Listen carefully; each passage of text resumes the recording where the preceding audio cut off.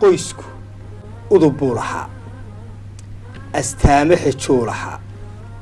xeer iyo asal buu lahaa aroor sugan buu lahaa axdi iyo dhaqan buu lahaa akhlaaq wacan buu lahaa iskaashi dhan buu lahaa. maxaa kugu dhaliyey haddaan adiga kayse aan ku weydiiyo maxaa kugu dhaliyey oo maansadan yaab kale aad u samaysay? amuuruhu waa si kale ooridii la yiqiin la waah aabbuhu kii maaha hore arrimuhu waa wada maroor aqoontii mayaa hor taal taladii aamus baa hor taal xilkii amar baa hor yaal us baa waanadii hor taal. akhlaaqdii suubanayd astaankuma yeelatoy asluubtii hooyadeed samaantii ka arradoy odaygu xilkuu lahaa dharaar inqilaabatoy haddii tale loo igmado haddana ma agaasintoy. inta badan soomaalidu waxay isku raacsan tahay intooda badan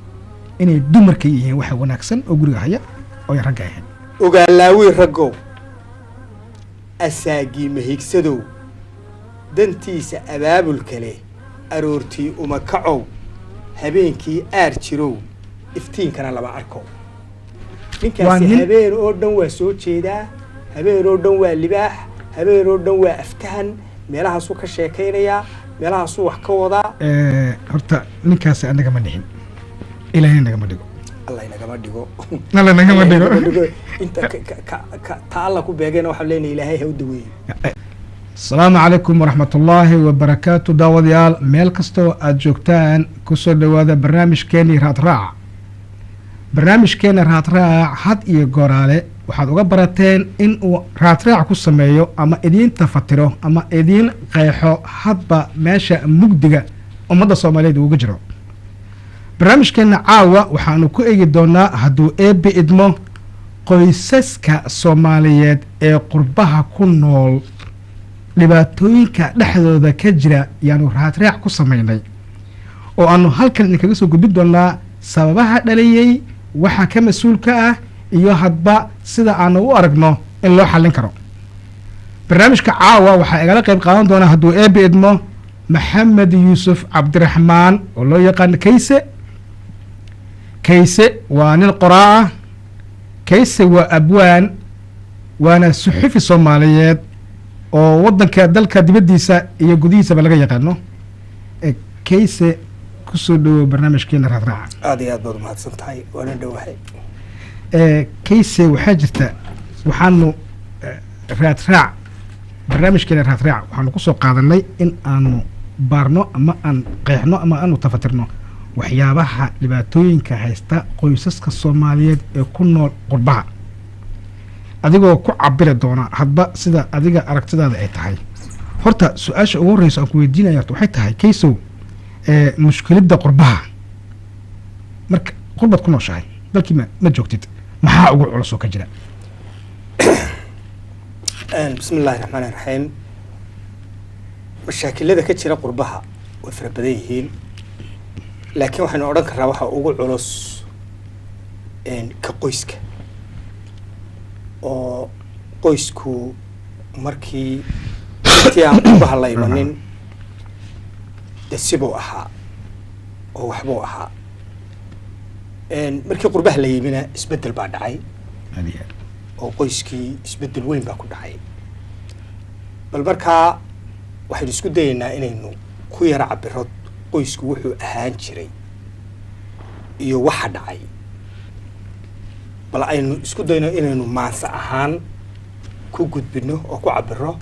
si fudud dadka iyo inaguba aynu ugu fahamno war badan oo saacado badan inaga qaadan lahaa inaynu in yaroo kooban ku nidhaahno. maansadan oo la yidhaha waa kuma eedaysanuhu ayaa cabir guud inaga siinaysa arrinta. horta marka hore guud ahaan waxay leedahay qoysku udub buu lahaa astaame xejuu lahaa xeer iyo asal buu lahaa aroor sugan buu lahaa axdi iyo dhaqan buu lahaa akhlaaq wacan buu lahaa iskaashi dhan buu lahaa odaygu taluu lahaa islaantu tusmay lahayd waxaa unkanaa wuxuunu talow aan fariirka dhacay waa kuma eedaysano carruurtu edeb bay lahayd ixtiraam waalid bay lahayd asluub wacan bay lahayd akhlaaq sugan bay lahayd ab iyo isir bay lahayd awoowo tashay lahayd ayeeye hagtay lahayd ediya abtibay lahayd adeer hufan bay lahayd ehel jira bay lahayd talow aan fariirka dhacay waa kuma eedaysano amuuruhu waa si kale iminka markaa arrimihii waa isbedeleen hadday sidaa wax ahaan jireen hadda xaaladdu siday tahay amuuruhu waa si kale ooridii la yiqiin la waah aabbuhu kii maaha hore arrimuhu waa wada maroor aqoontii mayaa hor taal taladii aamus baa hor taal xilkii amar baa hor yaal us baa waanadii hor taal afkii baa juuqda gabay talow fariirka dhacay waa kuma eedaysano aabbihii ciil buu qabaa arami culus baa ku mudan dhulkaa arrinkii ka yaal ilmaa xaaskii ku taal waxaa ku daboolan umal 9 ashkatay qabtaa dhashii way ooyeysaa dhankaad eegtaaba daran aheeyo wahey ahey iyo walwalba ismarkaday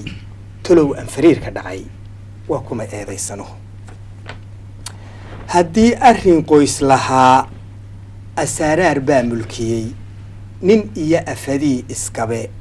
waxaa ka dhex oogan halis wixii qoys aad ahaa dab iyo olol baa ka shidan hadday tala unug ahayd iblays hantiyaa wadwada ifka labadiisu xigay is-aamini waa dhex dhigay talow aan fariirka dhacay waa kuma eedaysano maxaa haddaba waxaanay u dhacay waxaa jirta kayse horta inta aad maanta inoo marisay ama caawa aad inoo marisay waxaa weeye qof kasta oo dhagaystaa macnaha wuu wax kala soo bixi karaayo maxaa kugu dhaliyey haddaan adiga kayse aan ku weydiiyo maxaa kugu dhaliyey oo maansadan yaab kale aad u samaysay eg de waxaa kugu dhalinayaa markaad doonayso inaad maansa samayso horta inta badan waxaa dhaliyaa marka aad afka caadiga ah ama waxaa tiraabta la yidhaahdo ay kugu fillaan weydo ama aad bulshada ka weydo waxa aad tabayso ama aad dareemayso aad bulshada ka dhex aragto mushkiladda aad aragtay aad dad ama qof ka arag ama bulshadoo dhan ka dhex arago aad bulshadaadii ka dhex aragtay marka aad weydo warkuu buuxiya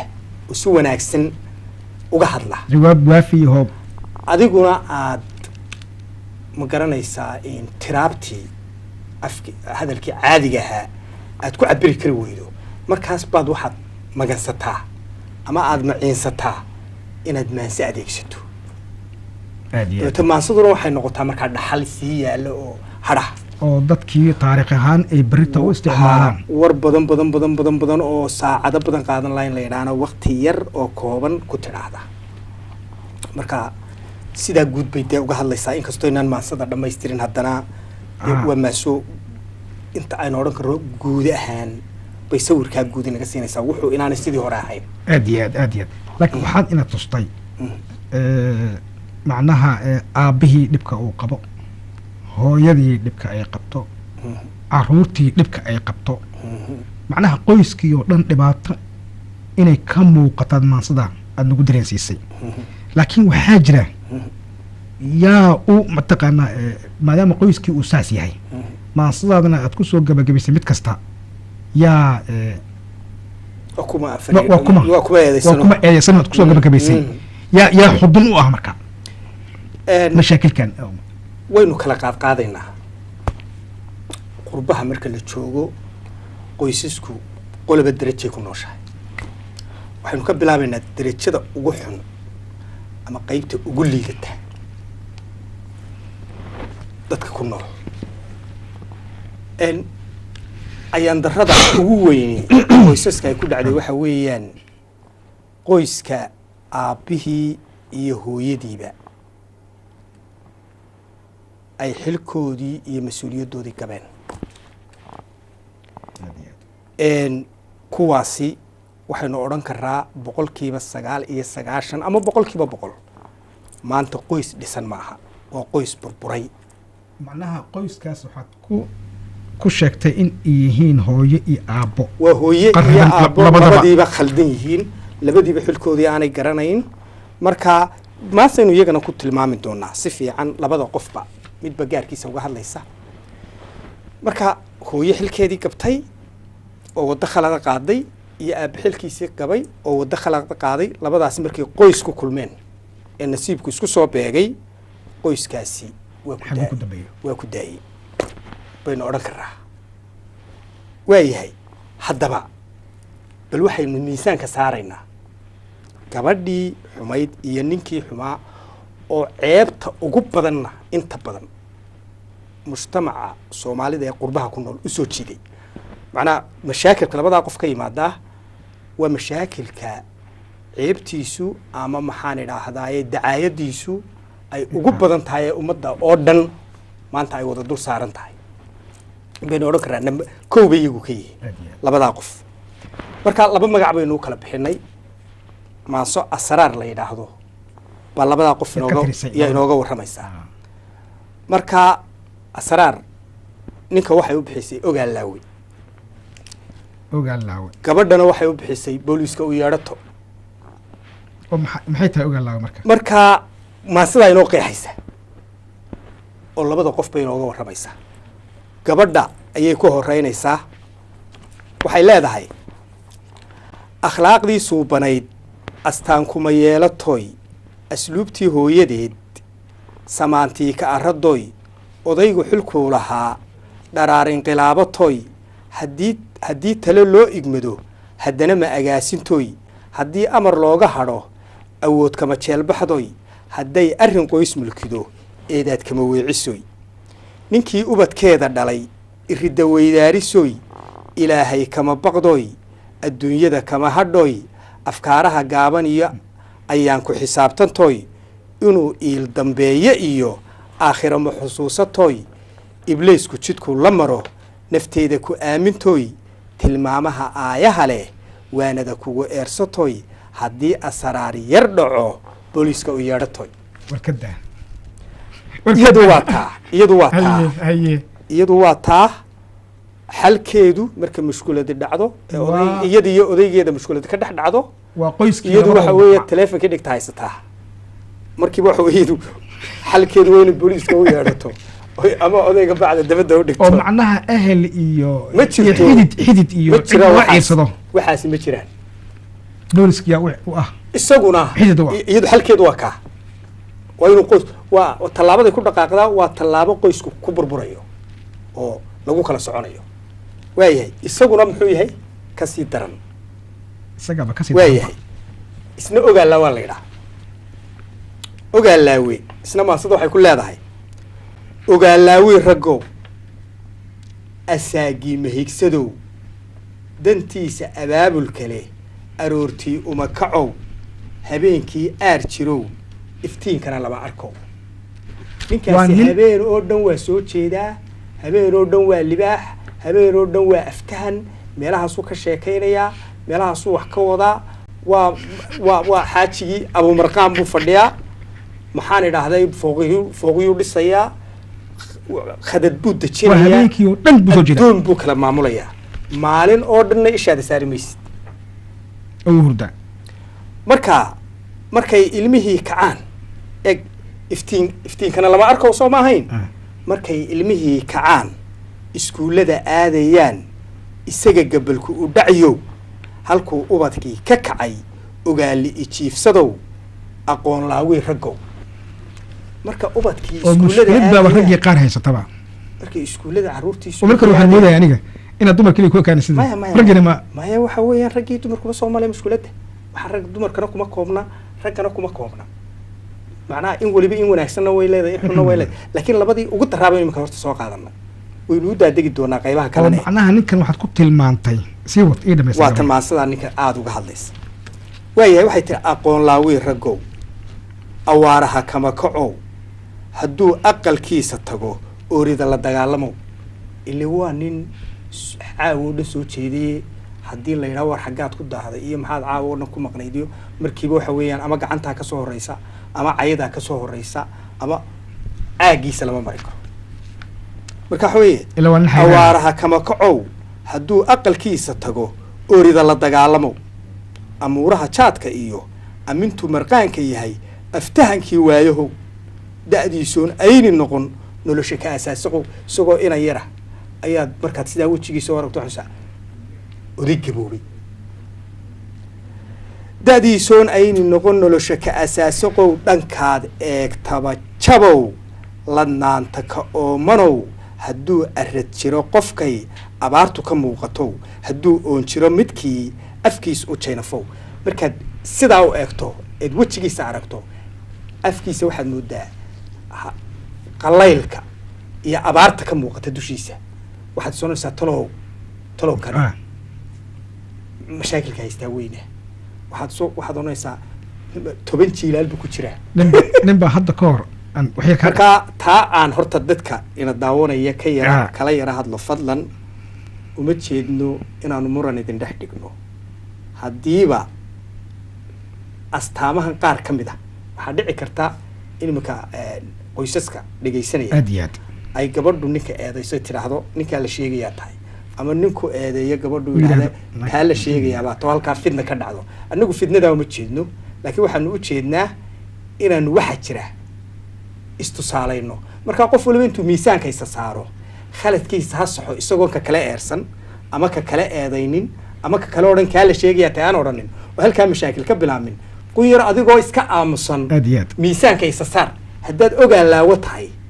isa sax haddaad booliiska u yeedhato tahayna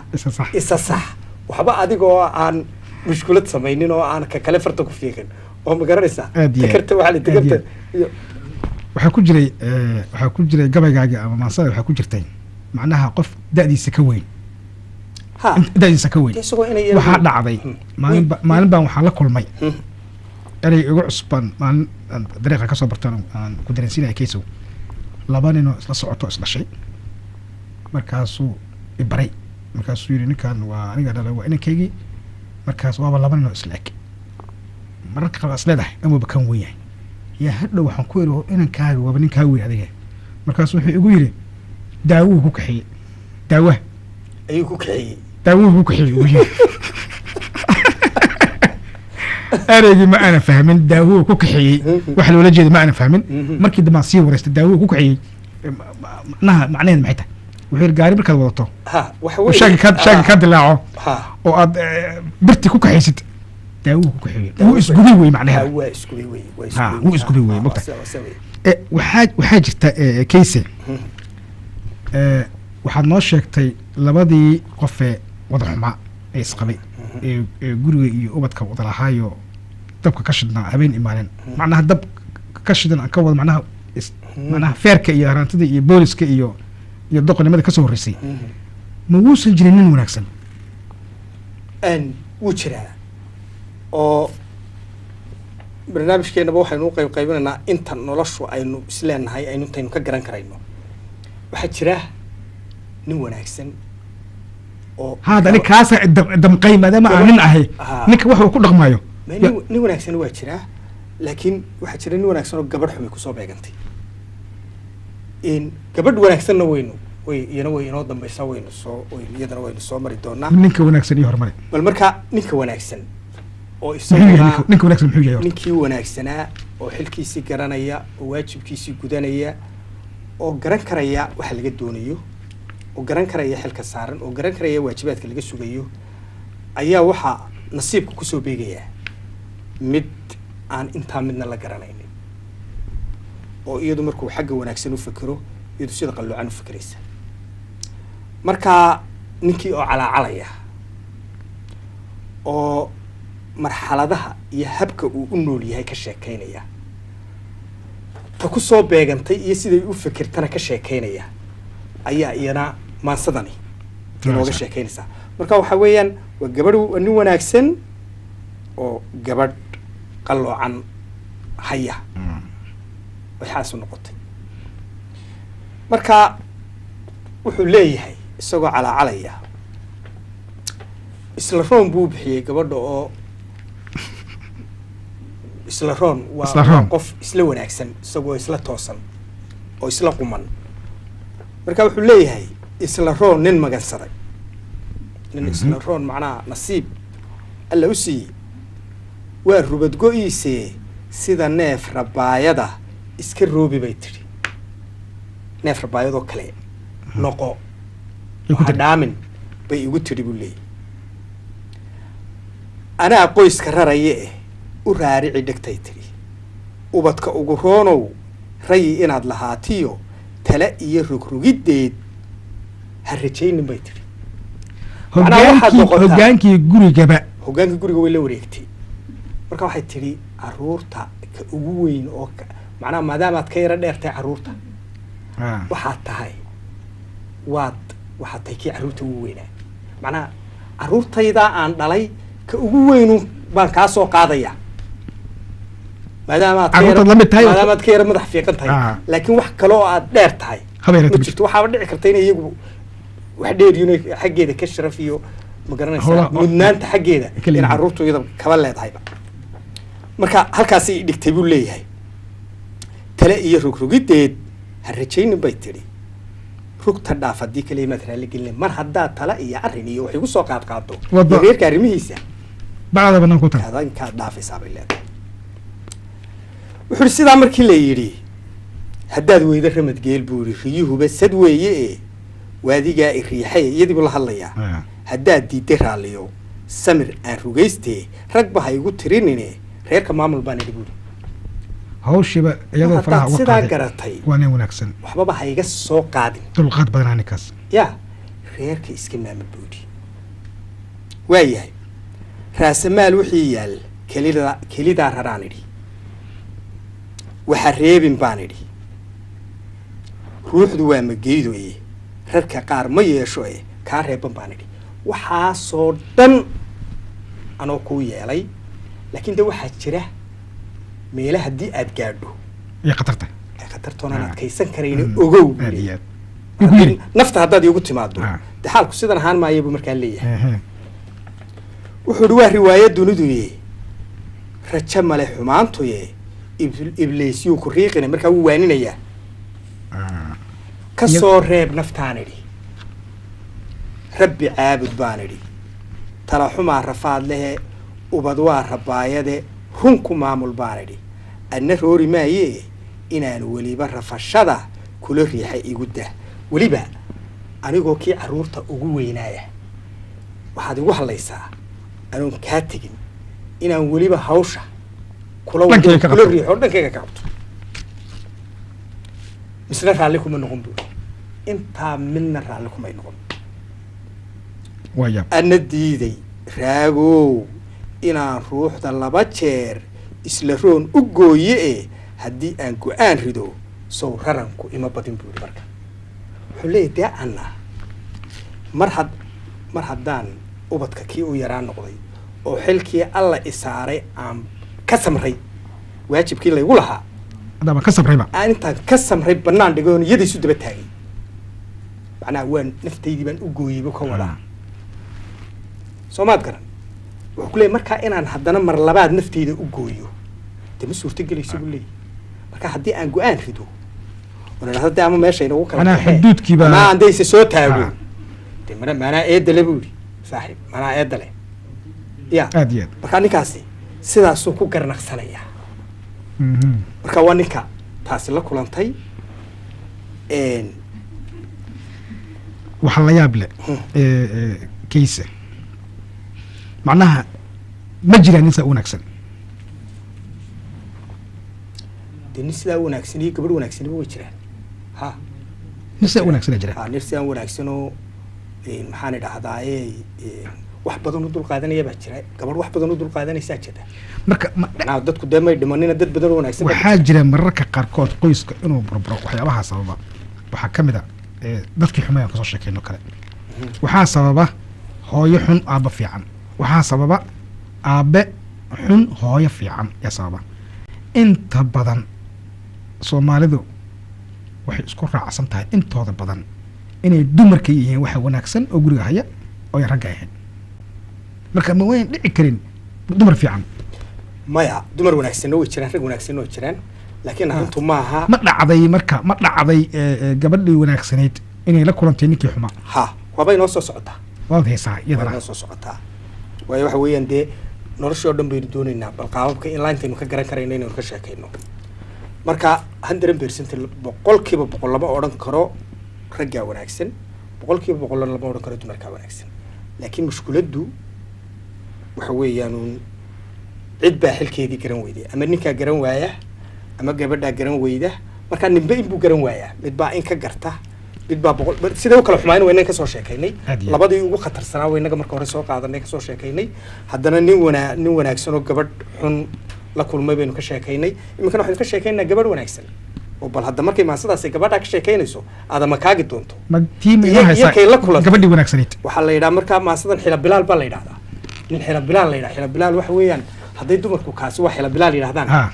waxa weeyaan waa qoos ana xila bilaal macnaheeda xila bilaal waa darajadii ugu hooseysay waa wixii qof nin lagu caayo tii ugu liidatay wey xila gube waa xila bilaal waa xilma qaade waa finish waa qof jira maaha marka xila bilaal baa gabadh wanaagsan helaya oo aad u wanaagsan oo maxaan idhaahdaa dhabeel waxaa la yidhaha gabadha ugu fiican dhabeela baa yuu helay dabadeeto dhabeeshii balaayadaas baa ilaahay ku salliday oo ilaahay uga dhigay nin dabadeeto bal gabadhaasi sida ay yeelayso iyadoo calaacalaysa sidii isagu waa ninkii wanaagsan waa kii markii hore calaacalayay iminkana gabadhii wanaagsanayd baa calaacalaysa inay maqashay marka gabadhii waa tan iyadoo calaacalaysa waxay leedahay wacdi aan dhegaystiyo waana kaama diido maasha Allah adduunkuguma waalo macnaha waanadaada iyo hadalkaaga waan jeclaan lahaa haddaan helayo waaban rabi lahaa laakiin kaamaba hayee laakiin haddaan kaa helayo kaama diido waan kaa dhegaysanayaa oo diyaar baan u ahay adduunkuguma waalo wax adduun la yidhaa oo agtayda mushkuladi kaaga imanaysaana ma jirto warwareegta jaan oo wiiflaysa ma ihi mid gurigeeda ka baxbaxdo oo wareegto uunoo gurigeedii dayacdayna ma ihi raaliyo gurigeeda fadhidaan ahay raaliyo wadaadoon ku wareerin baan gabadh fiican oo garanaysa xilkeeda oo xilka alla farayna garanaysa oo aan adigana ku wareerinayn inay ku dejiso mooyaane baan ahay bay leedahay wadeecada dhallaankiiyo weecad aan ka dhowro walbahaar ka cararee waa yeelsa noo noqo idhi waxay leedahay ninkaa waxaan ku ihi war aniga iyo carruurta iyo dhammaanteedba aynu walbahaar iyo xumaan ka cararee dee waa yeelsan oo wanaagsan oo na maamula oo na hogaamiya oo na hagaajiya noo noqo baan ku idhi bay tidhi welif jaad ku noqotaye waantow mar uunoo waaberiyimaadoow wakti hore bal soo hoyow waa kanoo bahalkii qaad ahaana ilaahay kugu sallidiye laakiin wakti hore soo hoyow waa kolley dayn maysidee iska soo cunoo iska soo sheekeeyo iska soo maqnowoo bal goor hore uun ya bal goor hore uun waxaanu kaa baryaynaa inaad goor hore uun timaado tobanka oo kale wiilasha aabbahoodow hablaha waalidkoodow anigana wadnaha iyo kaan weheshanayow wacnaanshaha ha burinidhi waar xumaanta iska daayo macnaha wanaagga ha burinin wanaagga ha baabi'inin baan ku idhi weedhahaygii fiicnaa weer madow usii xidha bay tidhi hadalkaygaa wanaagsan iyo sidaan ula hadlayaa weer madow bay usii xidha inay uga sii daraan mooyaane inay waxu taraan habeen xalay tegay bay tidhi haddana sidaa iyadu kuma bedelmayso naag xun ku noqon mayso isagoo oo hadalkeedii wanaagsanaa xumaan kasii dhigtay oo xumaan ugu bedelaya ayay weliba iyadu wanaagga sii wadaa oo ay leedahay weedhahaygii fiicnaa weer madow usii xidhee ehel iyo nasteex wacay waxay isku dayaysaa ninkan bal inay marwan toosiso ehelkii bay u yeedhay wixii nasteex u ahaa dhuna bay u yeedhay tii booliska u yeedhaysa maaha iyadu ma aha ehel bay u yeedhaysaa nasteexii bay u yeedhaysaa waxay leedahay ninkan bal la hadla بالوانية بالتوسية بالصدا كلها بالجوري جور هرون كاره ده بالواقع دبتنا إهل كي القصة كوديسة إهل إياه نستيح وعي مرة لجوريتشي بالوداد كده يدي مركان إهل إياه نستيح بك قوستين أيه هدنا وحنا دبيتري ملها وابل السحري قرآن صار مركان ودادنا وياه مرة لجوريتشي بالوداد كده يدي بلو واي روحدي بلدن بيويدي بقى ملا وابا واشي ور أذان وهين إري بركان واي عيد والبويدي بره هرو مريهو دكتيادا ورو هين هذا دقونه هذا يدي بس عرانس أنا بره هرو نكان تجيبه ومريها دكتي ور بانت كهينينه يا ور أذان وهين إري ملا وابا واشي ور أذان وهين إري مر إس إري ودباهلي waaba dhintay malaha warwaraysigiisiyo weydiimahaygii igu wiirsay nacabkii ilaa waxa weeyaan meelahaasaan marba wareegaya marba hebel baan u yaana leeyahay hebelow hebel ma aragta maya ma arag hebelow hebel ma aragtay heblaayoy hebel ma aragtay sidii markaa dadkii ogaa igu wiirsay nacabkii ilaa qofka wanaagsan ku wiirsan maayo uu garanaya gabadha wanaageeda oo macnaa waaba u ducaynaya wuxuu leeyahay kii baas bir raadinaysaa kuwii nacabka ahaa ilaa dadka badbaa shaydaanahe ahli balaagtii kii bay raadinaysaa doqon halkaas raadinaysaa igu wiirsay nacabkii bay markaa leedahay weydiimahaygii igu wiirsay nacabkii welwel aniga oo qaba la soo wari inuu jeel waayaba ku noolaa waabanan xiran ninkanaan dadka weydiiyan wareerayba waxaa leeyahay hayaay oo goorma oo beryahanba waa xidhnaaye meerad ka warhayn qalbi jab baa ku dhacay markaa waxay leedahay markaa hadduu waalidnimo gabay war xumada naftiisii hadduu weel ku dhaasday hadduu annagana gabay oo xilkii naga saaraa gabay ma wuxuu garan kari waayey naftiisa inuu sharafteeda ilaaliyo hadduu intii naftiisiina xitaa hadduu karaamadeedii ilaalin kari waayey bay leedahay annaga hana gabay hadduu naftiisiina gabay waa waxba bay leedahay markaa dee markaa waa tan sidan leh hadduu waalidnimo gabay war xumada naftiisii hadduu weel ku dhaansaday waxba laguma daalo wari maaha noloshuye wahe xila bilaalow haddii aan wisiisiyo manaa wacadki goysaa waxay leedahay dee wari noloshu maaha siir noloshu baabah maaha aad iyo aad hadduu isagii baabah istaagay oo uu halkaa marayo waxba ka soo saari kari waayey oon ehel isku dayey oon nasteex isku dayey oon wadaad ku dayey oon xal kastaba ku dayey oon si kastaba waan isaga sidan lahayeen naftiisii uu halkaa la marayo ya de halkaa hadduu marayo waxay ku leedahay markaa anigu kaysow sidii halkii ninkii hore yara taagan tahay kaysow horta ninkaasi anaga ma dhixin ilaahay nagama dhigo الله ينقم دقو الله نقم دقو انت تعالى ku beegeen waxa leenahay ilaahay ha u daweeyo aad waxaan leenahay sida gabadhaas oo kale waa sida ay ahaan jirtay telefoon badan baa khadka ku soo socda laakiin xoogaa baa wali ilaa aan biyo dhaca iyo guraalka ka gaarno telefoonadina way isdaba joog bay khadka ugu soo jiraan inta aynan u guda gelin cid kale ee mushkiladan saamaysay intayna u guda gelin mayayn jirin qoys wanaagsan labada wanaagsan yihiin waxaynu inta badan ka hadlaynaa inta horta mushkiladu haysato marka darajaynu soo qaybino marka hore labadii ugu daraabaynu sheegnay haddana mid gabadh wanaagsan oo gabadh xun hayaynu sheegnay haddana gabadhii wanaagsaneed baynu sheegnay nin xun la soo kulmay haddana inta loo badan yahay qolada wanaagsan iyadu dadkuma jiraan qoyska wanaagsani iyagu dhaliil ma leh qoyskooduna waa dhisan yahay waa wanaagsan yahay alxamdulilah bay joogaan dadka kale ay u gurmadaan oo ay magaranaysaa wax taraan laakiin waxaa jira qolo kuwan macnaha aynu odhan karno waa dad wanaagsan laakiin ma dhaliila oo waana ka loo badan yahay waa qoysas dhisan oo jira oo gabadhii ilaa heer wanaagsantay laakiin dhaliilo leedahay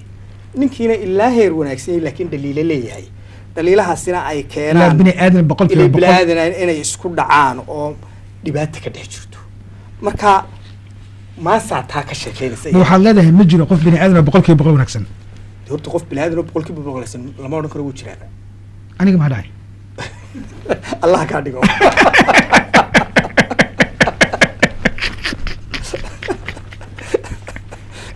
laakiin insaan baaba la yidho insaan baaba laakiin waxaan jeclaa aniga inaad u tilmaanto ku ducaynaya kuwa marka dhaliilaha yarka kuwa kuwaasi waxaynu ka soo qaadaynaa ama gabadhii ama ninkii oo waxoogaa tabanaya waxoogaa ama gabadhii oo ninkii waxoogaa ka tabanayso oo ninkii la hadlaysa oo waano iyo maxaan idhahday wax shee ku wada ama ninkii oo sidoo kale ah baynu maasadana midkoodna maaha laakiin hadba kii wax tabanaya ee ka kale la hadlaya bay iska dhigaysaa marka hadday gabadh tahayna waxay tidhi hadduu nin yahayna wuxuu yidhi weeye marka wuxuu leeyahay ama waxay leedahay isdugsada baan idhaaye istaadihiyaan idhaaye dabaylaha soo dhacaya dabxeer u dhigaan idhaaye caqliga dugsadaan idhaaye damiirka xalaan idhaaye iblays ka durkaan idhaaye waktiga duul socoshadiisa duruus ka bartaan idhaaye dabuubtaydu maaha baase haddawaanadan aan gabadh yahay ama nin yahow kula garab joogo mar kastaa xumaan maahe waa wanaagu ee sidaa u fahan adduunkaa haybsan maayo daryeel kugu qoonsan maayo dan ii gaara raadin maayo danaysi u ooyi maayo waxaan ina deeqahaynin naftayduba dooni mayso dareenka su-aalahaygu dan qoys iyo toosni weeye wanaag ku dadaala weeye dulqaad isu yeesha weeye talada isku duuma weeye carruurta daryeela weeye dariiqa ku weecsha weeye cilmiga ka durduursha weeye asluubta u daaba weeye xurmaynta u diira weeye xalaasha u doora weeye xaaraanta u diida weeye waxaan kugu diiqa weedho waxaan waana kula dul joogo waxaan daacadnimo hibeeyo waxaan samir dayr ka yeesho inaad daadi soo saluugto inaan dib u qoomameeyo sidaa kula dooni maayo waa talo inaan dood kaala quusto waanadu kuba doorin weydo dadaal wax ku qaadan weydo digniin ku qabsoomi weydo ducana ku hagaagi weydo anoo dirir kaala waabtay duudsina kuu quuri waayey anoo raba derajadaada inay dibindaabiyadaydu dux iyo dheef kuu ahaato naftaada danaysigeeda inaad didibsiga u diiddo sidaasi ideeqi mayso qoys danteenana suubin mayso qoyskuna ku dawoobi maayo dhashuna kuma diirsanayso ciil iyo doqoniimadiisa hungiya deelqaafaheeda wahiya samadayrinteeda dariiqba haddaan u waayo intaan dabar ugu xidhnaado duuduub kuma hayn karaayo dulliga ku abaadi maayo wuxuu leeyahay markaa ama waxay leedahay waanadan iyo wanaaggaasaan anu kula dul joogaa sidaa wacan baan nolosheenna u doonayaa inay ahaato sidaasaanan wax gaara u rabin sidaasaanan danaysta u ahayn sidaasaanan adduunya doon ahayn sidaasaanan naftaydoo keliya waxba u rabin sidaasaan dhammaanteenba noola rabaa laakiin dee waxaan ku leeyahay ila garo oo ile qofka biniaadankii haddii lala garan waayo dee habow kuma dhex jiri karo ilaa dadka meel wada jooga waa inay wax isu sheegaan marka waa laba qof oo iswaaninaya ilaa qof wixii ugu soo degayo wanaagii ama wixii looga baahnaa ma jiray waa in qofka kale uu u sheegaa waxa uu ka tabanayo ama waxa qoyskaas u wanaagsan weeye macnaha uu tilmaamaya gabayga san uu tilmaamaya dee waanadiisa iswaan xagga dambe waa yara digniino dee qofku wuxuu leeyahay haddaad waanadayda haddaad ana aan wanaagun ka shaqeeyo adna aad xumaanun ka shaqayso dee waxa weeye marka dambe waxay yeelanaysaa xuduud bay yeelanaysaa naftu heer aanay qaadi karin waxan bay gaadhaysaa ama dee khatar baabay gelaysaa oo dad badan baynu aragnaa intaynu aragnay qof dhiig ku furmay ya markuu ma garanaysaa isku buuqay wixiina ceshaday gurigiisi iska joogeen reerkiina ma dumin iyagoo jooga ayuunba waxaan maqnaa ninkii dhiig baa ku furmay ama gabadhii baa dhiig ku furmay ama sidan baa dhacday oo qof walba dhakhtarkaa looga carray marka waxa weeyaan mushkuladaha noocaasay iyay dhicine macnaha waxa fiican in bahasha la isku celiyo waxaa ka fiican in la wada hadlo oo qofku halku cadhada intuu isku celiyo isku hay macnaha cadhada ha isku celiyo waaba qofka waaba la faray inuu cadhada isku celiyo laakiin ha hadlo oo qofkii hawaaniyo waxa la hadlo laakiin hadduu hadli waayo bahasha la isku celiyo hadda waxa dhacaysa inta mushkulad weyn ma la oran karaa ama reerkii burbura ama isigiba naftiisii waayo ma la oran karaa case dhibaatooyinkan macnaha dadka Soomaalida ee qurbaha jooga haysta wadankii aanan ku haysanin ma la oran karaa iyaga ruuxooda waxay u dhaqmayaan sidii markii ay wadankooda waayo isku dhaqan dadkii ma aha ama hada Soomaaliya qof degan iyo qof Ingiriiska jooga oo kale qofkii Soomaaliya joogay waxa laga yaabaa in gurigaas oo ehel badan uu joogay in sodoh joogtay xidid badan uu joogay dad qaraabo ah guriga ay joogeen meesha halkan ay isku kaliyeysteen qoyskii iyo odagii iyo habartii iyo carruurtii oo kaliya macnaha ma la dhihi karaa waxaa u baahan in wax la wacyi geliyo ragga la oran karaa waayo inta badan hooyooyinka gurigay ka shaqeeyaan carruurtii ay hayaan raashinkii bay kariyaan howl badan bay hayaan ma la oran karaa meesha xagga daaciska uu ku jiro waa dhinaca ragga ma aanu sama oranayo sababtu tahay waxaanan oranaynin haddaad xaqiiqda sheegi weydo haddii markaa waxba ma daweyn karaysid dhibaatooyinka kama dhici jirin waddankeena taa waxaan oranayn baa kuu sheegayaa ka soo qaad gabadhii hadday guriga ka shaqaynayso laakiin ninkii marfash fadhiyo waxa weeyaan isagaa eedda leh arrintu qaybsi maaha isagaa eedda leh laakiin markay gabadhii guriga ka shaqaynayso ninkiina shaqo ku maqan yahay ma odhan karno damiirkeenuna na siin maayo ninka shaqada ku maqan shaqada guriga taalla inaan nidhaahno okay ta gurigana qabo ta dabaddana ta shaqada dabaddana adigu soo qabo inaan nidhaahno oo aan sidaa gabadha markaa ku naahdo adigu waxa weeyaan eed ma lihid gabadhaasina ninkeedu markuu shaqo ku maqan yahay inuu ta guriga ka adkaato inay qabato ma shaqooyinka waynu naqaanaa shaqada gurigu iyo shaqada markuu 8 saacadood soo shaqaynayo shaqada gurigu waynu naqaanaa haddaad ilaa karin ilaa hagaajin guriga fiiqidiisa meedhistiisa hadday noqoto saacadaha ay qaadato waynu naqaanaa qurbaynu joognaa ninaan samaynin waynagu yar yahay taas soomaad garan waynu naqaanaa marka inaynu eg mashaakilaadka anu waan arkay doodo badan oo la samaynayo oo aan si wanaagsan arrinta loo gudagelaynin sababtu tahay shaqada gurigu shaqo aada u culus maaha shaqadu waxay culus tahay marka gurigiina la joogo carruurtiina iskuulle la geynayo ee hal qof oo keliya ama gabadhii ha noqdo ama ninkii ha noqdo uu keli ku noqdo dhegeyso halkay mushkuladu ka jirtaa waa taa marka haddii taas gabadhu keli ku tahay oo ay shaqadii gurigana qabanayso carruurtiina iyadu iskuulka geynayso oo ay soo qaadayso oo aanu ka caawinaynin eedda isagaale oo la wadaajin maayo gabadhu markaa iyadaa qoyska ku dhisaya waa ma garsood garatay soo maaha haddii ninkii shaqo ku maqayo 8 saacadood soo shaqaynayo intaa uu maqanyay gabadhu wixii ay sii qaban karto waxa fiican iyadoon cabanin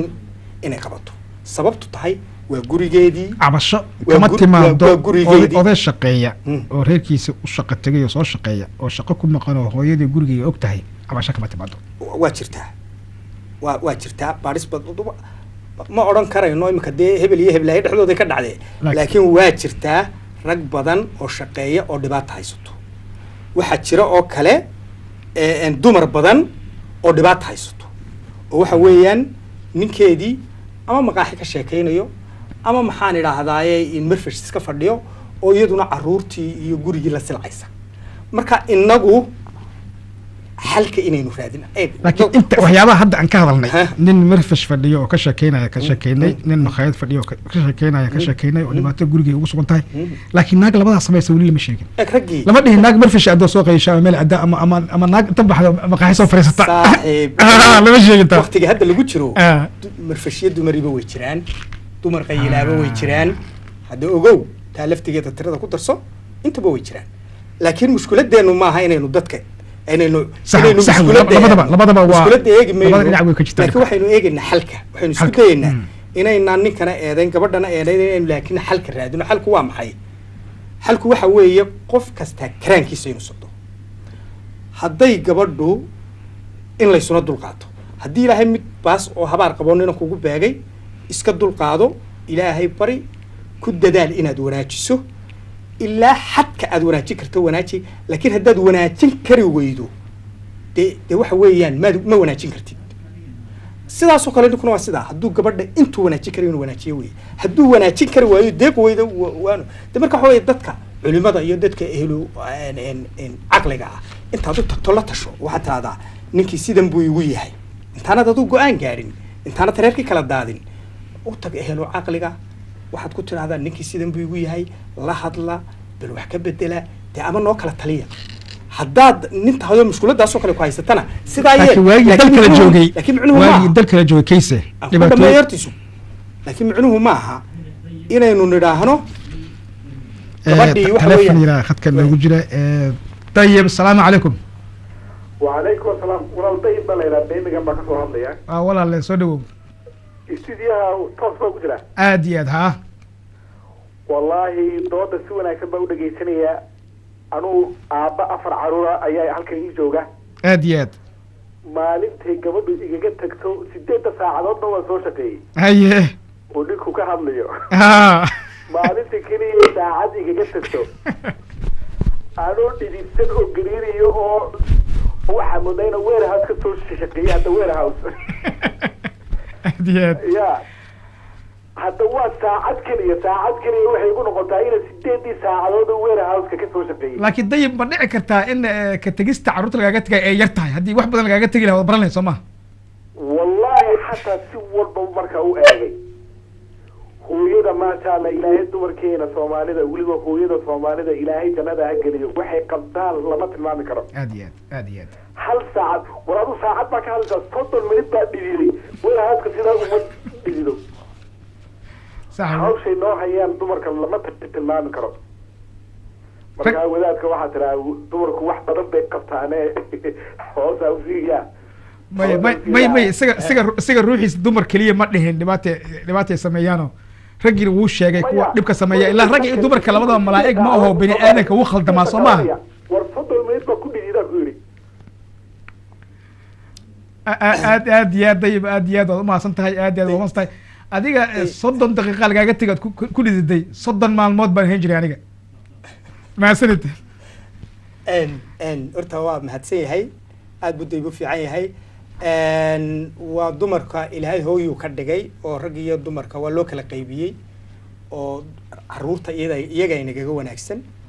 xaqiiqatan anigu kolleyba shakhsiyan isagu 30 mirir buu ka cabanayaa anigu haddii la yidhaahdo noloshaada oo dhan caruurtaada hay uma malaynayo inaan saacad ka caajisi lahaa bilo badanna waan hayay anigu bilo badan waan garanayaa anigoo 5 bilood oo dhowdhow caruurtayda hayay oo ma garanaysaa keliday hayay oo aan ma garanaysaa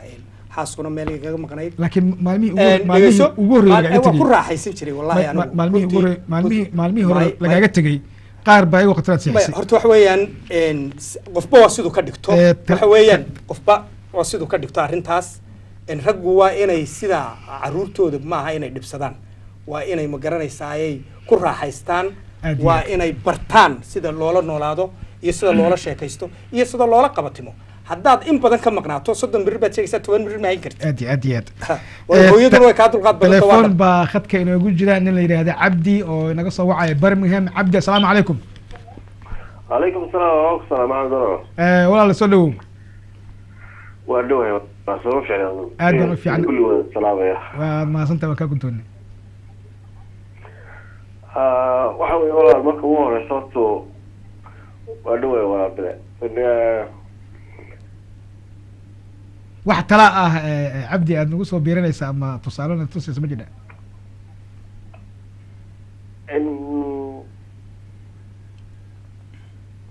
hallo cabdi waxa weeye marka ugu horeysa ha TV-ga iska gaabi cabdi walaalle taleefankayga la soco okay walaal gaabi walaal waxa weeye marka ugu horeysa horta qof walba meesha ilaahay ku kaga soo beego ayaa horta ay tahay waxaa jirta in example أنا واحد شغيا 16 hours a day 5 ساعة ما شاء الله okay marka 16 shaqeeya waxa la tawa asxaabta 4-5 hours okay haddii aan markaa wax ka qaban karo guriga nacam uma arkeen sabtita la ka qaban karo ma fahamtay laakiin maalinta joogaha okay maalinta joogaha haddaan markaa u baneeyaa idhaahdo waa abrana artahaynaya oo aduu iska tag waa lixda aan waxaan ku baqnaa lixda xaggan aad joogtay صح in qofku ma baahan adagoo kala adoo soo daalay soo shaqeeyo soo lixda toban saacadood shaqeeyo laba shifti isku xiga sameeya haddana oo qof baahan adagoo kala haddana adiga weera markaa lixda soo shaqeysay baago hataa waxa beel baa tagaya doon qofka ku dhisku dulqaata ku dhisirayo isbayta soo shaqeeyo maalinta ku bada maanta basar labada qofood ma fahanti macnaha maalmaha aad shaqo la'aanta tahay in xoogaa aad ka soo shaqeyso saaxiibada hadii aan hadii iyo dalay meesha sanadii ama ka sanadii okay haddaan ana dal lahayn ay dhahdo meesha sanadii laakiin cabdi walaal soo ma dhici karto laakiin adigoo 16 saac oo shaqo ku maqnaayo maalin kasta haysay maalinka kaliya aad firaaqada lahayd haddii aad tiraahdo saacadii aan fasaxa ahaana aniga soo sheekeynayo adiga soo sheekeynayso soo dhibaato ma absolutely because lixdan anu waa shaqada ku maqnaa lixda biyada anu tays shaqo kale iyada bahay ma sha Allah waxa weeye haddii ay dan importance jirto iyada leedahay ha baxdo haddii aan dan leeyahay haddii waxba dhibaatay jirin anu tayta ka hayso suuq iska qaban karaa صح laakiin wax walba ku xiriir marba communication-ka aad baa cabdi u mahadsan tahay talada aan nasiisay iyo sidaad waqtiga u maareysay waanu kaaga mahad celinaynaa runtiisa waxay ku xidhan tahay labada qof si ay isu fahmayaan dee marka isagu daalan yahay inay iyadu garato oo tixgelisaa loo baahan yahay isaguna iyanu saas oo kale tixgeliyo oo marka uu waqti hayo dee saas oo kale iyada yidhaanaso oo wixii oo dhan isagu qabto siiba weliba waxaa habboon horta waxa ugu ajar badan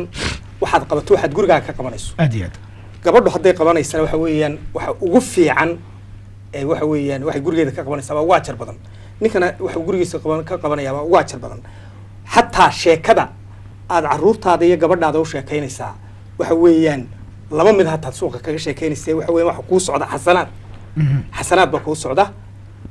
caruurtaadu way ku raaxaysanaysaa gabadhaadu way ku raaxaysanaysaa adigu waad ku raaxaysanaysaa marka xitaa sheekada laftigeeda intaad adna meel u sheeka tegi lahayd isna uu meel u sheeka tegi lahaa haddaan dantee kale loo baxayn waxa fiican inaad ku wada sheekaysataan oo idinku ismaaweelisaan oo idinku ma garanaysaaye in caruurtii la ciyaartaan oo halka tiifiyada la xidho maanta oo dhan inta caruurta loo sheekeeyo oo iyadu oo ma garanaysaa mana aha raggu waa mana jirto shaqo la kala leeyahay wax la kala leeyahay ma jirto in la qaybsado uunoo dee nin waliba halku ka soo gaadhay ka qabta mooyaan in la isku riixriixana maaha ninku hadduu shaqada oo dhan qabto inuu gabadha yidhaa maxay shaqo u qaban weyday maaha gabadhu hadday shaqada oo dhan qabatay inay ninka tiraahdo muxuu shaqada u qaban waayo maaha hadday qaban karayso ha qabato laakiin markaanay qaban karin ha tiraahdo waa shaqada ma qaban karaya qabo laakiin ha ka daalin shaqadan waa gurigaagii haddaad nin tahay haddaad gabadh tahayba ha ka daalin weeye cidna ha ku eegin cidna ha ka xistiin waan usoo laabanaynaa maryan ayaa khadka inoogu jirta oo inaga soo wacaysaa london asalaamu calaykum maryam وعليكم السلام ورحمة الله وبركاته. wax tala ama su'aal oo nagu soo kordhaysa ma jirna ها walaal waxaan waaye horta ilaahay subxaanahu watacaala naxariistiisa hana siiyo ma fahamtay amiin waxaan macnaha taladan soo gudbinayo waxay tahay aabayaasha Soomaaliyeed iyo hooyooyinka Soomaaliyeed maadaama aan qurbo joogno waxaan rajeynaa oon ilaahay ka baryaa in ilaahay guryaheena aslaax ka dhigo oo ilaahay noo xasiliyo in la isu saf dhaqan aan lahayn diin aan lahayn waxaa la rabaa in maaragtay dhaqankeenana aan laga tegin diinteenana aan laga tegin sax wey maasha allah waxa waaye waxaan ajir ka helaynaa jirto wixii siduu wadaadka sheegay reerka haddii hooyadu ay qabato waa waajib inay caruurteeda ay maaragtay u shaqayso ay ku sabarto wax alla wixii ilaahay subxaana watacaala uu siiyey marka ragga Soomaaliyeedna waxaa laga rabaa hooyada marka 6 laga dhalo ama 7 laga dhalo ama 8 laga dhalo in xumaheeda la arko oo u dul qaadan waayana waa fool xumo ayaduna markay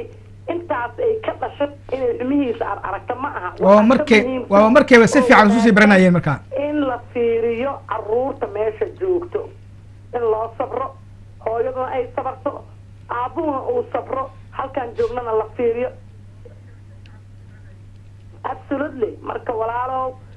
soomaali haddaan waxyaalo badan aan ka tagna ilaahay ha loo laabto dhaqankeenina ma haystaan soomaaliya hooyaan la caawin jirinaa joogto dariskaad la adeegsan jira meeshaan qurbo waaye frustrationa iska jiro laakiin waxaan looga baxsan karaa iyadoo ilaahay loo laabto oo rabbi subxaana watacaala la baryo ilaahay waxaan ka baryaa hooyooyinka soomaaliyeed ragga soomaaliyeed oo aabbayaasha ah in ilaahay subxaana watacaala dhexdooda maslaxo wanaagsan dhex dhigo wixii kala jeeda ilaahay isku soo jeediyo ubadka meesha yaalna la fiiriyo ilaahay sharta iyo shaydaanka allah naga qabto wadaadkaa meeshaan maxaan ku irahaa barnaamijkan keenana ajir iyo xasanaad allaha siiya adigoo daadihinaysana sidoo kale hayso aad baa maryam mahadsantahay salaamu calaykum wacalaykum assalam waraxmatullahi wabarakaatu daawadayaal waa somsa t v halka aad inaga daawanaysaan somalisa t v wuxa uu u taagan yahay in uu wacyigeliyo ama toosiyo ama hanuuniyo ama dadka u sheego waxa iyaga danta ay ugu jirto mar kasta barnaamijkan hadda caawa aanu ku jirno ee raadraac aanu kusoo qaadanay dhibaatooyinka qoysaska qurbaha ku noolka haysta waxaa ka horeeyey barnaamij kaleo isna qoysaska looga hadlayay marka t v-ga sidiisaba wuxuu u taagan yahay in uu dadku wacyigeliyo taleefon ayaa khadka inoo soo galay cabdisalaan asalaamu calaykum cabdisalaan walaal xaggee naga soo wacaysaa walaal soo dhawow wax talaa ama tusaalahood nagu soo kordhinayso aad iyo aad ha waa si wanaagsan waan salaamaya horta marka hore waanu kaa qaadnay cabdisalaan tiga samsas iyo shaqaalaha oo dhan khaasatan adiga iyo kayse odayga kayse halkan fadhiya aniga wuxuu leeyahayba xaakim iyo weliba wadaad labadaba aad iyo aad sheekh iyo xaakim in laga dhiga ayuu istaahilaan waxaad dhegaystay maansadii uu tiriyey soo maha maanse iyo wax walba wuxuu tiriyey oo dhan maxay yani waxa weeyaan waa abwaan waa maxay waa qoraa waxaan odhan karnaa waa suxufi titalo badan in la siiyo ayuu istaahilaan maasha allah waxaanu leenahay barnaamijyada noocan oo kale ah in la kordhiyo oo maxay ahatay si istimraar oo ay isdaba jooga looga soo daayo tv-ga aada iyo aad boo haboon tahay aada iyo aad sax imika yani maanaan ugu maxay ahatay caawo kale maanan yani lama socon waan un iska geeyay caawa markaa waan la kulmay waxaanan kala ka faa'iiday barnaamijkan hadda ku jira kii ka horeeyana walaal cabdisalaan barnaamijkan hadda ku jira aad daawanaysa kii ka horeeyana saasoo kale u ahaa wuxuu ka hadlayay wacyigelinta qoysaska soomaaliyeed si fiican walaal si fiican malaa waan daawan laakiin mar hore noocan oo kale waa daawaday laakiin waxaan soo jeedinaya halka soo jeedinaya horta duco maxay tahay qoysaska soomaaliyeed ee wadankan qurbaha aafadu ay naafaysay waxaan usoo jeedinayaa iyaga in ay si aadiyo ay maxay ahatay u wanaagsan oo naxariista inay isugu naxariistaan oo ay maxay ahatay caruurtooda iyo dignitigooda iyo maxay ahatay diintooda intaba ay maxay ahatay fiiriyaan cabdisalaan dad islaama inay yihiin sax weye maxay ahatay cabdisalaan walaalle dhaqankeena aan laga tegin cabdisalaan walaalle aad baad umahadsan tahay talada iyo waxa aad noo soo jeedisay waxaa wanaagsanaan lahayd adna inaad ka fikirto walaalaha kale ee khadka telefoonka ku jira iyagana inaad jana siiso soo maha waa mahadsan tahay cabdisalaan waad mahadsan tahay aad iyo aad baan kaaga mahad celinaynaa waxaa jirtay kayse hadda ka hor baan waxaan nin isla raacnay diyaarad ajnabi oo soomaali ahayn waan is ag fadhinay waan sheekeysanaynay intaan sheekeysanayno wuxuu igu yiri waxaan ka sheekeysanay qoys ma leedahay xaas ma leedahay caruur ma leedahay waxaasaan ka wada sheekeysanay ninku waa nin weyn oo aniga wax badan iga weyn dhali kara oo aad u weyn markaasaan uga sheekeeyey inaan xaas iyo caruur iyo leeyahay oo qoys aan leeyahay markaasuu wuxuu igu yiri anigana caruur waaweyn baan leeyahay 40 sano ka badan baan isqabnay yiri anigii xaaskayga iyo 50 sano ka badan baan isqabnay caruurtii way naga kortay anigii iyo maamadii oo kaliya guriga ku soo harnay hadda waxaan u dhoofayaa yidhi ha sheekada intaas inuu joogto waa sii wadaynaa taleefon baa noo yimid jabriil oo noqon doona hadduu eebe idmo taleefonkii ugu dambeeyey jabriil walaal asalaamu calaykum hallow jabriil wuu ka go-ay wuxuu igu yidhi aniga iyo maamadii yaa guriga kusoo wada harnay hadda waxaan usoo dhoofuu yidhi intaasoo sanan isaga fadhinay waxaan isu sheegnaa oo naga dhamaaduu yidhi waxyaabihii aan ka sheekeysan jirnay way dhammaadeen marka wuxuu hadda safar baa iska soo aadayo si waxyaabo kale igu soo kordhaan aan uga wada sheekaysano taasoo kale ma imaanayna macnaha adiga haddaaya hadalkaaga waxaa ku jiray waxaa fiican qofka in uu weligiisba la sheekaysto reerkiisa iyo carruurtiisa ma wayan dhammaanayn xaqiiqatan marka run loo hadlo ma dhammaato mana dhammaanayso haddaan carqalada ku dhex jirin markay carqaladu jiraan waa dhici kartaa labada qof inaa waxoogaan tabtaba sheekadu yara xidhanto oo dabeetana aan laakiin marka xaqiiqatan 90 jir hadday isku gaadhaan 100 hadday isku gaadhaan sheekadoodu ma dhammaato tii carruurnimadii baa dabada lasoo qabsanaya haddii wax kale la waayo soo maad garan maalinba sheeke laga sheekeeyey la waayi maayo aad bay u xiisa badnaanaysaa xaqiiqatanna waxaa fiican intaa xoogga la saaro oo ma garanaysaa ilaahayna dee la garto xuquuqda laisku leeyahayna aada loo fahmo maxaan idhahdaayey waajibaadka gurigana aan nina ninka kale ku eeday nin waliba uu isku dayo inuu isagu badsado inuu isagu shaqada badan qabto si ma garanaysaayo ile waxa weeye ajar iyo xasanaad baad helaysaa taleefonkii ugu dambeeyay qabanayna maadaama ninkii markii hore uu ka go-ay taleefonkii ugu dambeeyey waxaa nasiib u yeeshay asalaamu calaykum waraxmatullahi wabarakaatu وعليكم السلام ورحمة الله وبركاته عارف كل هذا يا بل هذا رحت لبدي نبوة سلامتي سلامتي إلهي بانك سلامي وأنا كاقدنا عليكم السلام ورحمة الله وحن إذا كدر يا هالقضاب دغنان وما إنه لهين أباي هويدو أوبد كنايني نقول برباريان سيدنا أوبد كوكر لهين كارهان هذه الشر أباي هويدو gabdhaha ayay hawsha guriga ugu talagalaan oo yiraahdaan idinka ayuunbaa qabanaya inamada ma yiraahdaan waa tii dalkeena arinta kuma jirto iskuulladeena xitaa kuma jirin had iyo jeer wiilasha dharka waa loo meedhi jiray waa loo kaawadeyn jiray wax walba waa loo qaban jiray qurbaha markaanu nimi na waxaanu tii umanu la nimi waxaan xasuustaa anigoo yar baan qurbaha soo galay 17 bay ahayd سعودي قال لي والله يا حاسكيزي مركزي أنا قبحنا ويا هذي هاي تيجي كله كدافة أنا قاعد كدافة دي بس قاعد يوتوري أنا قوان مرد اللاعي وأنا قالوا إنك والله هاي كدافة توري هذه ويقول قصله بريد الغالي دون تاي أنا كان هذا الكلام ممكن موقتي صحوي يا مركز واحد كنت سيا dhaqankii aan watay iyo kii uu qurbaha kula joogay baa waxa dhacay cultural clash baa dhacay aad iyo aad labadii baa iska hornimi ayaan badan baanu caraysnaa marka aniga hadda waan koobigaray sababta ay u kaliftana waxa weeyaan dee waan soo arkay dhul badan baan soo maray qurbo badan baan kusoo jiray marka dhaqan ahaan uma lihin marka barbaarinta qodobkaygu waxa weeyaan barbaarinteena aabaha iyo hooyada ilmaha kuma aynu barbaarino inay labaduba shaqaystaan oo gurigooda ka shaqaystaan intaasaan idinku kordhinaya sax wey walaal aad iyo aad baad u mahadsan tahay halkaas yar aan ugu daro hadduu waqti noo hadhay uu saxayaysa inuu sheegayo aad u fiican laakiin mid baa yara jirta miyiga markii la jiray inankana shaqaa la bari jiro odayga u xil saaraa inantana shaqaa la bari jiray mushkiladdu waxay ka dhacday magaalada islaantii markii magaalada la yimi shaqadeedii way sii wadato inantii waxbay bartaa waxay u diyaarinaysaa inay xilkeeda hadhow tahanato laakiin meesha lagu baay aabihii xilkiisii fulin qabsan waayey waa magaaladii oo inankii shaqadii uu u yaqaanay miyiga uu u diri jiray markaa la magaaladii waxay ahayd inuu fakiro wax kale dee uu yidhaahdo okay tii miyiguma jirtee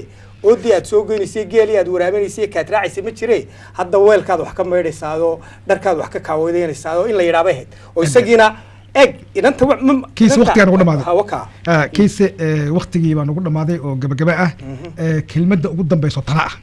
oo aad u soo jeedinaysid ummadda Soomaaliyeed ee caawa halka ka daawanaysa kelmaddaas waxa weeyaan wax kale maaha qoyska haddii qof waliba ha ku dadaalo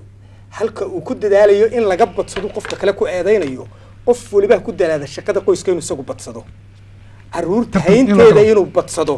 guriga ka shaqayntiisa inuu badsado shaqada ka dibaddu soo qabanaya inuu badsado taa ha ku dadaalo taa haddii lagu dadaalo lagu tartamo waxa weeyaan qoys xumaanaya ma jiro maasha allah soo maad garan waxaana ogaataan shaqada aad gurigaaga u qaabanayso ifkana waad ku liibaanaysaa aakhirana waad ku liibaanaysaa haddaad iska hagartood isku yaraysan adaa isku yareeyey haddaad badsatana waa dhaxal kuu yaallay fi aakhiraba saasaan kugula talnay aad iyo aad baad kiisa umahadsan tahay aad iyo aad adaa mudan daawadayaal intaa waxaa inoogu dhammaaday barnaamijkeenii raad raac oo caawa aanu idinkaga soo gudbinaynay xarunta weyn ee somsad uu ku leeyahay magaalada birmingham daawadayaal sida aad la socotaan somsad haddayna idiin sheegay wuxuu u taagan yahay wacyigelinta toosinta hagaajinta iyo tusaaleynta ummadda soomaaliyeed tan iyo inta aynu barnaamijkan mid lamida ku kulmi doonno hadduu eebi idmo waxaan idinkaga tegayaa anigoo ah maxamed cali axmed asalaamu calaykum waraxmat ullaahi wabarakaatu qoysku udub buu lahaa astaamo xejuu lahaa xeer iyo asal buu lahaa aroor sugan buu lahaa axdi iyo dhaqan buu lahaa akhlaaq wacan buu lahaa iskaashi dhan buu lahaa maxaa kugu dhaliyey haddaan adiga kaysa aan ku weydiiyo maxaa kugu dhaliyey oo maansadan yaab kale aad u samaysay amuuruhu waa si kale ooridii la yiqiin la waah aabbuhu kii maaha hore arrimuhu waa wada maroor aqoontii mayaa hor taal taladii aamus baa hor taal xilkii amar baa hor yaal us baa waanadii hor taal akhlaaqdii suubanayd astaankuma yeelatoy asluubtii hooyadeed samaantii ka arradoy odaygu xilkuu lahaa dharaar inqilaabatoy haddii tale loo igmado haddana ma agaasintoy inta badan soomaalidu waxay isku raacsan tahay intooda badan inay dumarka yihiin waxa wanaagsan oo guriga haya oo ay ragga ahayn ogaalaawii raggow asaagii mahigsadow dantiisa abaabulka leh aroortii uma kacow habeenkii aar jirow iftiinkana lama arkow ninkaasi habeen oo dhan waa soo jeedaa habeen oo dhan waa libaax habeen oo dhan waa aftahan meelahaasuu ka sheekaynayaa meelahaasuu wax ka wadaa horta ninkaasi anaga ma dhihin ilaahay nagama dhigo allah inagama dhigo alla nagama dhigo inta ta alla ku beegayna waxaan leenahay ilaahay ha u daweeyo